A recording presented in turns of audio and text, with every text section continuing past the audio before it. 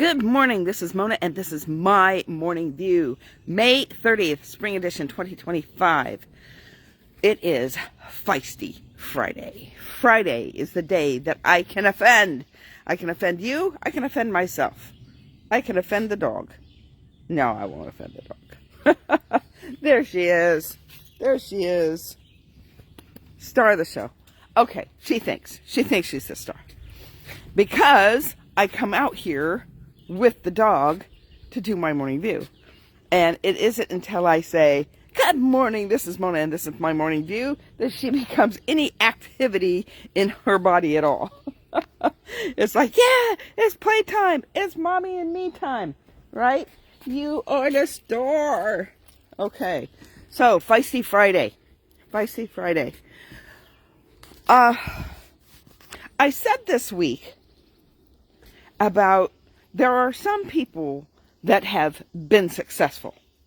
They are successful in business, they're successful in ministry, they're successful in just about every area of their life. And so we tend to gravitate to these people because we want to know what is the secret sauce, what is the stuff that they have that we don't. And some of them will talk about mindset. Some of them will talk about patterns of doing things. Some of them will talk about it's only God. And if you are someone who has been attempting to be successful and haven't yet, sometimes what happens is you sit there and you listen to these people and they're like, done that, done that, done that, done that. And it's like, what am I missing here? What am I trying to achieve here that they've achieved and I haven't? What is it that they're doing right and I'm doing wrong? And it might not have anything to do with that. It might have to do with favor, because God's favor is poured out on the just and the unjust. His favor isn't just if you do a certain thing, if you check all the boxes, if you do the stuff. There's people in the world that he needs to do certain things in life to set up for other things sometimes. Who's going to be president? Does God manipulate the votes? No, the people vote. And it's from the people's vote that God can see where the proof is in the pudding, or put your money where, put your mouth where your money is, put your money where your mouth is, something like that, right? It's a telltale sign of where you are. Now, that's not to say you're right or wrong on who you voted for this year. That's insignificant in the matter of unless you were doing it out of disobedience. If you were voting for someone for all the wrong motives, there's people that have a desire for certain things to happen a certain way because they don't like injustice, and they feel like it's injustice for this, so they vote in that. There's nothing wrong with voting your conscience for the good, and it doesn't matter whether you're right or wrong in that.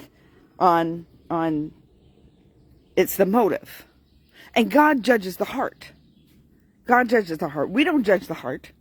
It is not our job to judge. We are not judge. And so I sit there, I'm talking about this week, about there are some people that they can pretty much say just about anything and you'd buy it. Just about anything. You follow them, they're successful, they say the right things, and you're like, I'm hooked. Sign me up. Where do I buy the product? Where do I buy the goods? So whether that's something that the goods are tangible, or whether they're something you don't see up front. A lot of things like coaching, you don't see merchandise, you don't see consumable goods. What you see is a program or a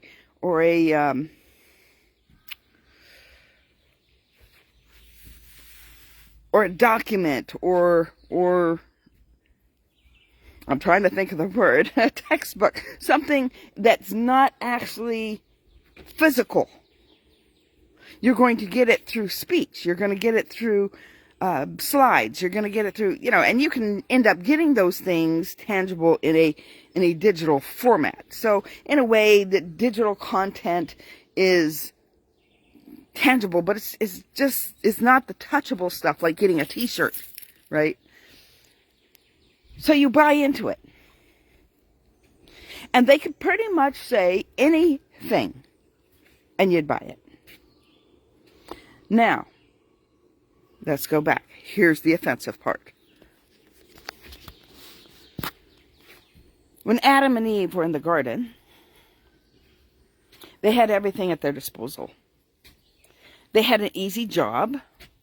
It was still a job. They still had to work. They were to tend the garden.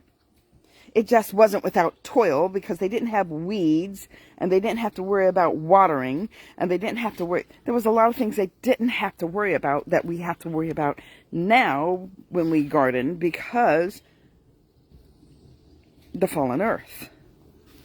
Because the earth took the consequences of their sin. Everything upon the earth took the consequences of their sin.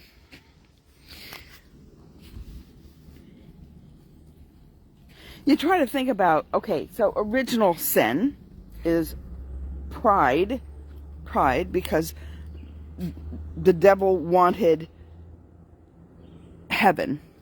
He wanted to be God. He wanted the angels and man to worship him. So in that, pride would probably be the first original sin.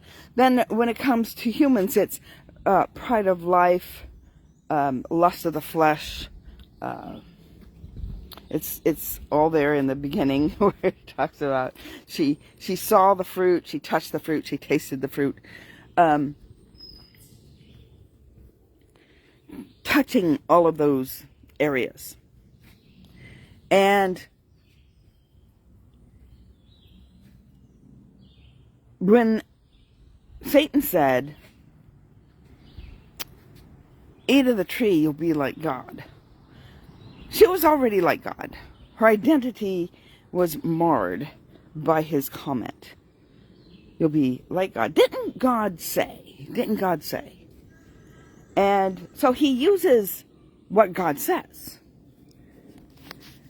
See, the enemy does not have to say something completely contradictory. He doesn't have to say anything contradictory. He can just twist. The word twisted, that's where we get the word wicked from. Candle wicks, their threads are twisted. Okay, so wickedness is just the truth twisted. So you can listen to somebody and they talk about stuff and you know it's true. You know it's truth. It's like, yes, this is truth. And then that one little bit twisted. And now it's no longer holy. It becomes wicked. So we have to be careful of who we listen to. And it's not to say that because they made an error, like I said, I've made errors, that they're wicked. They've made an error. The difference is, or do they stand by it? Do they stand by what they said? Is the thing that they said, they're like, yes, that's exactly what I meant, and that is what it is. And when they manipulate the conversation,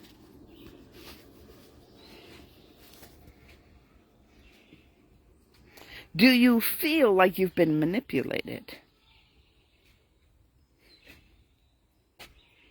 Eve didn't have the knowledge of good and evil until after she ate of the fruit.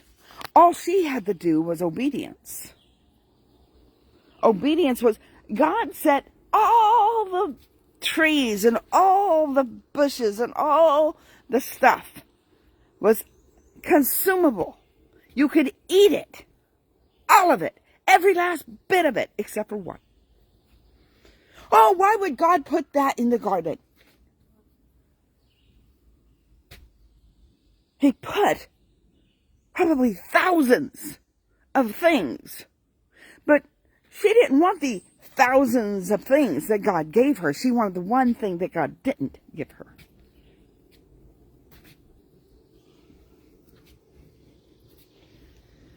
How often as children, you watch children, and you tell them not to touch something. And the minute you tell them not to touch something, it's all they want to do. They want that. That thing that they are not allowed to touch. But you've got a whole store full of toys in their room. But that's not what they want to touch. They want to touch the outlet.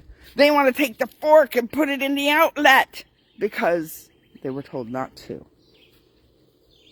This curiosity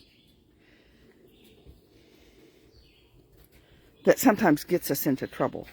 There's curiosity that propels us, and then there's curiosity that kills us.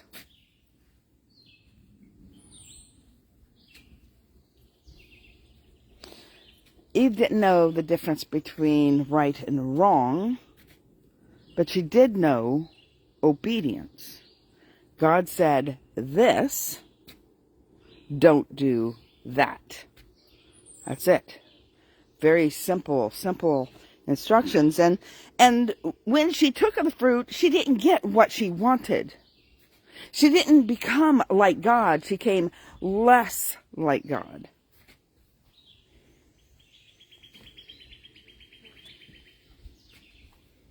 Except for now, she knew the difference between right and wrong.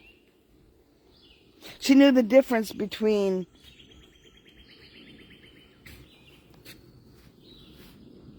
nakedness and being covered. And I'm not talking nakedness in the flesh. This was an exposure. This was an exposure of who she is and what she's done. It exposed her sin.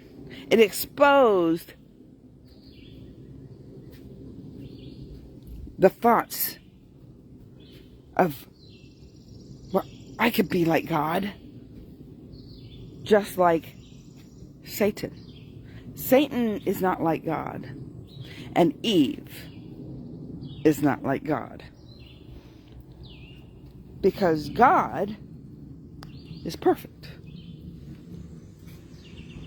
Eve was made perfect, like God. She had attributes like God. She had life eternal until sin entered her life.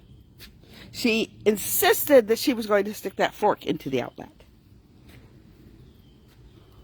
She insisted that she was going to do it her way, because someone had said, oh, surely you won't die. Hasn't God given you all the fruit?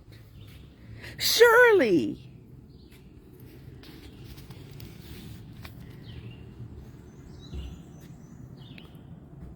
What is it that you desire more than any other thing, and you don't care how you get it?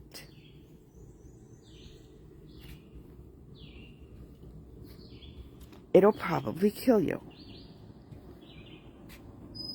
Yes, Eve didn't die right away. She didn't die right away.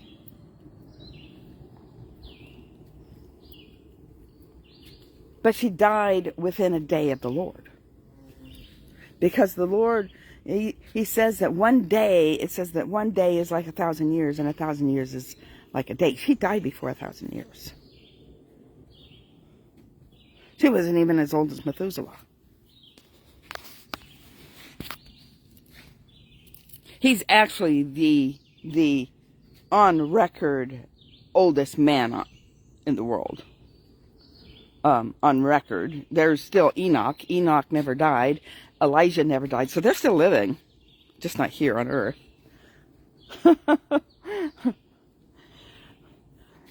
So I can't go for that record. But I'm going to go for the current record. For the most birthdays. I figure that's a world record that I can, attempt to achieve.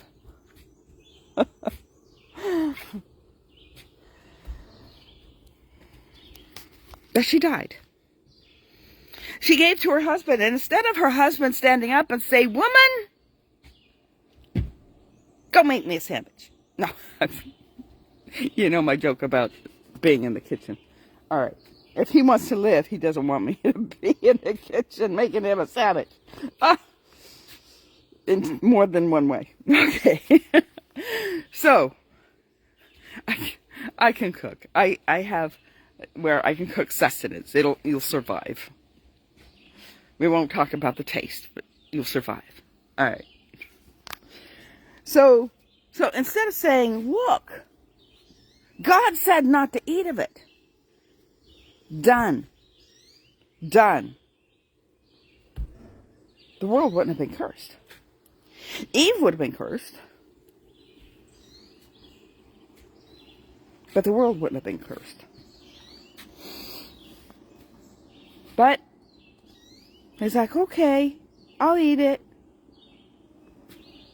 So either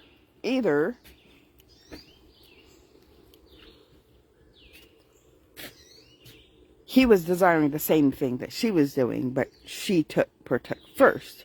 So he figured, "Oh, it's safe. She's still alive." Or he allowed someone else to make his decisions for him.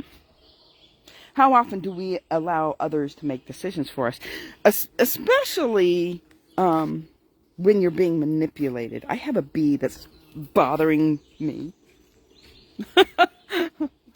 Go away, bee. Okay. Nikes. All right. So, now where was I? That was a bee moment, not a squirrel moment.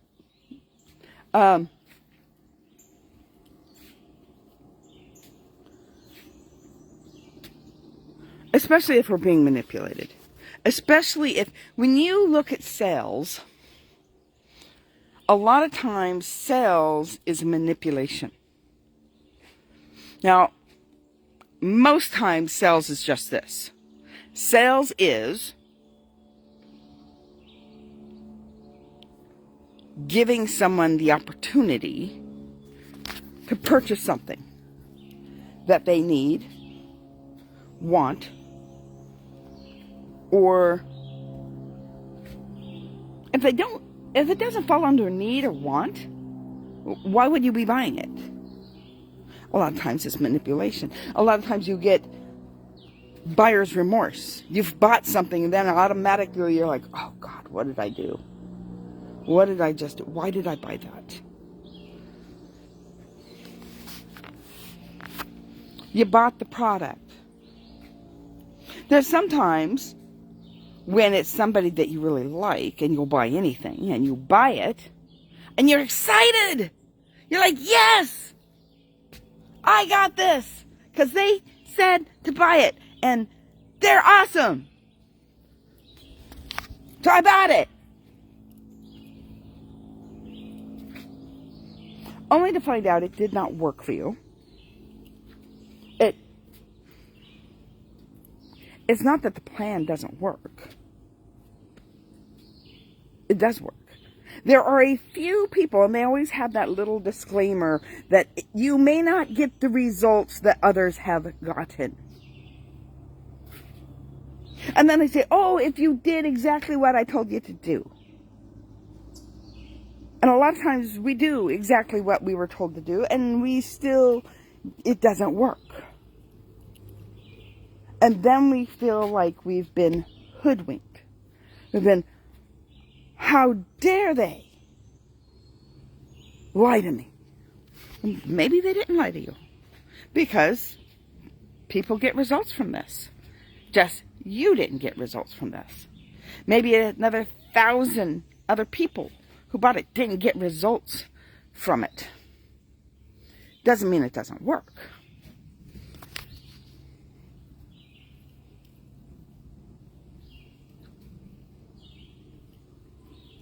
So what is it?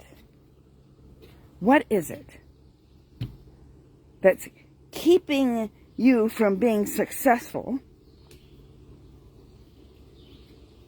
What's keeping you from being successful when success has reached other people doing the same thing? And it could be mindset. Could be mindset. Could be favor.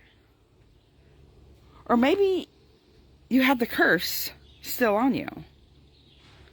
See, Jesus he nailed the curse on the cross. We don't have to walk in the curse. But a lot of us still do walk in the curse. And what are those curses? Things like what people speak over us. Things that we've spoken over ourselves. I've told you about the mouth being, speech being a very powerful thing. It can bring life, it can bring death. And when you speak it enough times, it puts things into motion. When you go to school and you get straight A's, you have a 4.0, but all of a sudden you lose electricity, you're freezing, you don't have a computer to do your homework. The next time that semester you get a C. And all of a sudden that grade point average drops. So now you don't have a 4.0. But you need a 4.0 in order to get into the program that you're searching for. I'm speaking from experience here. So you have this gap of where you are and where the 4.0 is. And what happens is it's a whole lot harder to get back to that 4.0 than it is to drop. You get one bad grade, it drops. You have to get multiple good grades to bring it back up.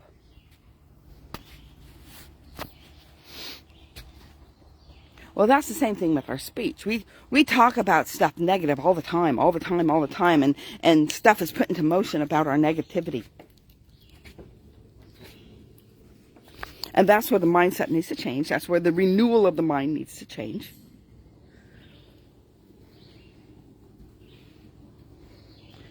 And then we learn we need to speak positive about our life.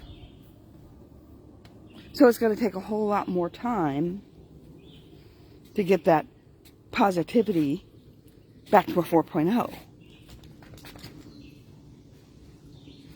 So there's that thing that people speak into our lives that we latch onto. We take, for some reason, we've given them authority over our life. Well, you don't have to give any authority to anybody over your life. Nobody has authority over your life. Now, if you're under 18 in the United States, you're a minor, in which case your parents have authority over you until you're 18. But their negativity is not something that you need to hold on to. You can pick and choose what is being spoken to you, whether it is good or whether it is not good. You can decide, yes, I'm a failure, or you can say, no, I'm not receiving that. Don't even repeat it. I'm not receiving that because that's not who I am.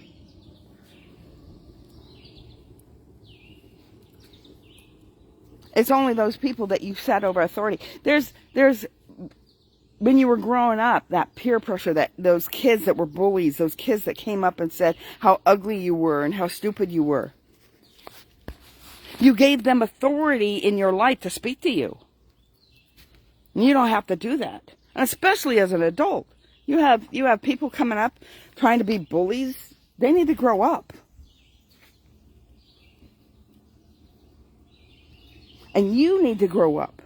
You need to realize they do not have authority over you. Okay, so one of them might be your boss. They have authority in the workplace. But not over who you are. Not who you are. So if they say something negative to you, like you're stupid, why didn't you do this report? Okay, so maybe you should have done the report. Okay? We're not taking ownership off of you of things you did or didn't do, because you take responsibility for your stuff. But you do not have to accept his comment that you're stupid. You do not. Because they do not have that authority in your life to do that.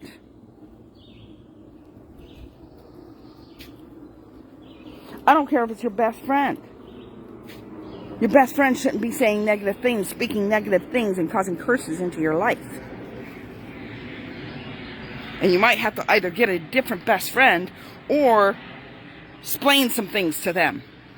Right? They may need explanation of why you're not going to receive that type of talk anymore. So you have those curses that people speak over you, that you have the curses that people, that you yourself speak, and there are generational curses. Those patterns, go back into your family history and look at patterns in your life. For example, having children out of wedlock. If that has been a pattern, divorce, if that has been a pattern.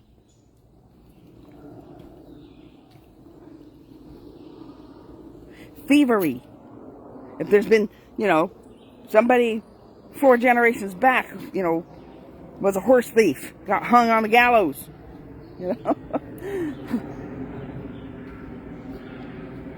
And it's up to you to be the beginning of the breaking of the curse. See, because the curse can go on for 4 generations. And because it can go on for 4 generations, any generation after you can keep it going. So it's hard. It's like that 4.0 and dropping it. You're like, okay, this is 1 good grade. So here I am. I have this generational curse in my life, and I'm not taking it anymore. I get rid of the curse out of my life. I follow the Lord. I'm doing the right thing. I'm not bowing down to that pattern in my family history.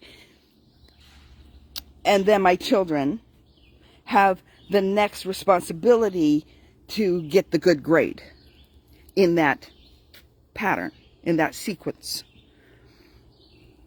And when they have done that for 4 generations, the curse is broken. Some of those curses that have nothing to do with sin.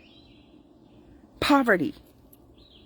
If you were born into poverty, there is a curse on your life. So with that, it's not just sin things that are curses. It could be failure. How many times your family members attempted to do something and they failed, and they failed, and they failed, and they failed. The one thing about failure is you tried. There's a lot of people that have never seen failure because they've never tried. So it's not a bad thing that they failed, in the sense that, something's awry, something's amiss. And those could be the things that are keeping you from success. I've been kind of all over, but it really is weaved together kind of like a basket. It's weaved together like a basket. And for you to be able to hold anything. If you are able to, there are baskets that can hold water.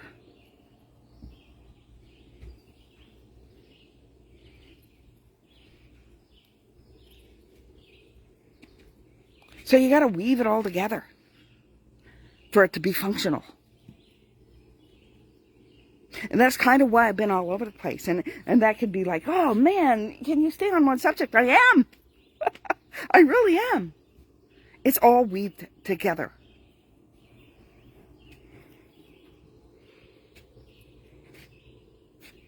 But you have to be careful. You have to be careful of the twist. See, when you're weaving a basket, no, I'm not going to go there.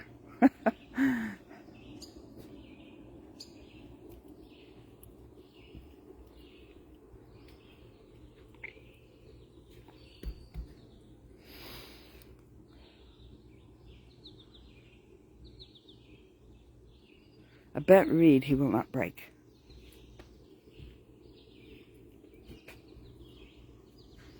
He knows how to weave the basket of your life. And he can do it without breaking the reed. I talked about pliability this week. There's a way to weave baskets where the reed doesn't break. It becomes pliable. And then it hardens.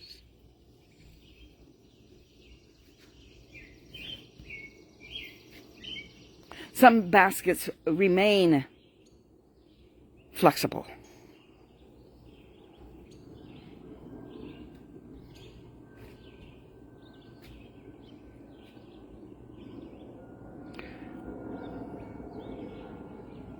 The things in your life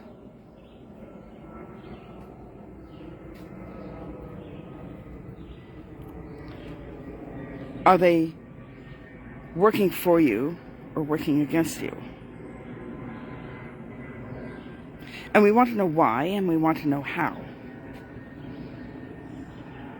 God never answers whys. I've never heard of anybody saying that he answered the why. I have heard of the how. He's answered the how.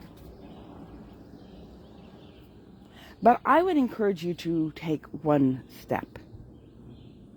Just one. You can have a goal.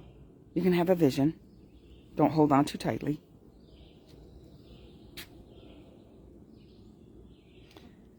And ask him for one step. What am I supposed to do today? What am I supposed to do today that will bring me one step closer to where you want me to be? And usually, he's more concerned about the heart than he is about the outward signs, the outward appearances. It's what's in here. One step closer here. And then he'll take care of the rest. All right. I've talked long enough. It's Fiesty Friday. I can do that on Fridays. It is all combined. It is all a weave.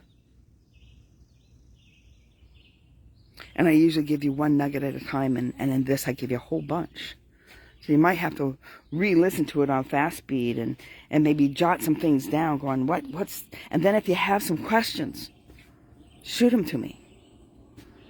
Put them in the comments. Share. Like. Even if you disagree. Even if you say, I need to talk about the weather and go back to the kitchen and make a sandwich. Even if you...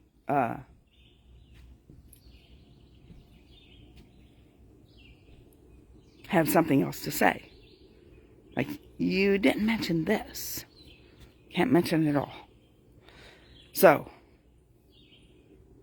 if you're on YouTube, subscribe. If you're on Facebook, go over to YouTube, Mona E. Harrison, and hit subscribe right there. All right. Blessings, everybody. Have a great day. Thank you, Brittany, for watching. And I will see you all on Monday. Blessings. Have a great day. And have a wonderful weekend. Bye.